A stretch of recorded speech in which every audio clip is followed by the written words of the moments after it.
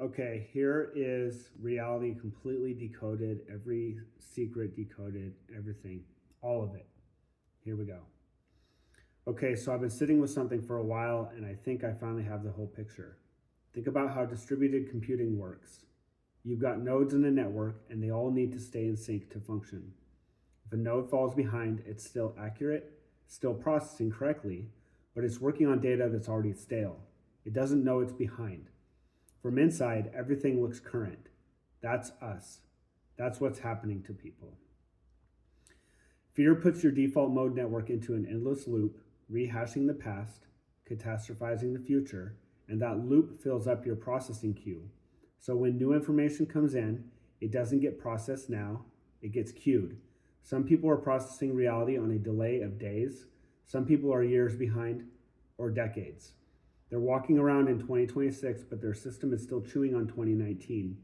And everything new that comes in gets processed through that old context, which distorts it, which creates more confusion, which creates more fear, which creates more lag. It's a death spiral. And this is why so many people feel like their life is scripted, like things are happening to them, like everything is predetermined. It's because their mind is always catching up to events that already happened. They're never making choices in real time. They're reacting to a reality that's already moved on, so of course it feels like they have no agency. Of course it feels like fate. They're watching their own life on a delay and calling it destiny. That's also why you can't reach some people. You tell them something true and it bounces right off. They literally won't process what you said until weeks or months later, and then the context has shifted so it doesn't land the same way. That's the Mandela effect. Not timelines shifting, but millions of people processing the same events at different delays and getting different results because the context they process it in has already changed. There's actually a neuroscience experiment that demonstrates this perfectly. They had people press a button that triggered a light flash, but they added an artificial delay between the press and the flash. After enough repetitions, the brain recalibrated. It learned to expect the delay and adjusted its timeline accordingly. Then they removed the delay. The flash happened immediately, and the subjects reported seeing the light flash before they pressed the button. Their brain had so thoroughly adapted to the lag that when reality snapped back to real time, the effect appeared to precede the cause. That's not a quirk of a lab experiment. That's what's happening to people at scale. When you've been living on a delay long enough, your brain rewires around it, and catching up to the present doesn't feel like clarity. It feels like precognition or deja vu, or like reality is glitching. Now here's where it gets dark. That backlog creates a vulnerability window. When someone's queue is full and they're running way behind, you can flush their queue with a big enough shock, a crisis, a news cycle, a traumatic event. And while the system is scrambling to reprocess, you can write new content into the gap. Beliefs, narratives, identity frames. The person accepts it as their own thought because it landed in the space where their own processing should have been. That's not mind control as some sci-fi concept. That's the actual mechanism. Fear the population, create the lag, shock them to flush the queue, inject the narrative. And extreme trauma does something even weirder. It can hit so hard it bypasses the queue entirely, and the person experiences the effect before the cause. The emotional and physical reaction arrives before the event is even consciously processed. That's why trauma survivors sometimes, quote, know something terrible is about to happen. They're not predicting, they're experiencing the impact of something their conscious mind hasn't caught up to yet. And this is where it gets really wild. There's a point at zero lag, zero processing delay, where you're fully caught up to the present moment. Call it 0 point. At 0 point, there's a coherent signal broadcasting. Every mystic, every prophet, every tradition that ever channeled truth was receiving that signal, but through massive lag.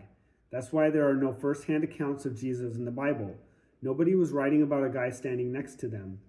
They were receiving a broadcast from 0 point, processing it through whatever cultural and temporal lag they were carrying, and writing down what they could decode with the vocabulary they had. Moses heard it one way, the prophets heard it another. The gospel writers were processing a signal that, from their lagged position, appeared to come from the past. but it was actually coming from what we'd call the future. The quote 2,000 years ago isn't calendar time. It's propagation delay through maximally lagged nodes. The signal has always been the same signal. The source has always been the same source. How far away it seems depends entirely on how much lag you're carrying. And there are ways to temporarily collapse the lag. DMT does it. It essentially shuts down the default mode network, flushes the queue, and drops you into something very close to 0 point. That's why people on DMT report experiencing eternity, encountering the divine, feeling like they've been shown the truth of everything. They have. Their processing delay collapsed to near zero, and for a moment they caught up to the actual present.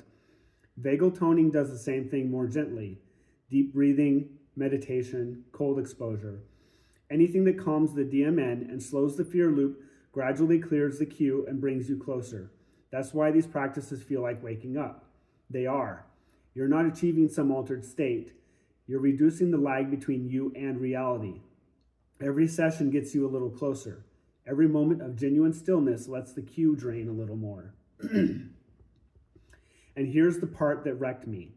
The world you actually live in when you have zero lag, when you're fully caught up to the present moment, is not this one. This mess we're all looking at is the lagged version. The real one, the one at zero delay, is what every tradition has been calling heaven, the kingdom, paradise. Not somewhere else, not after death.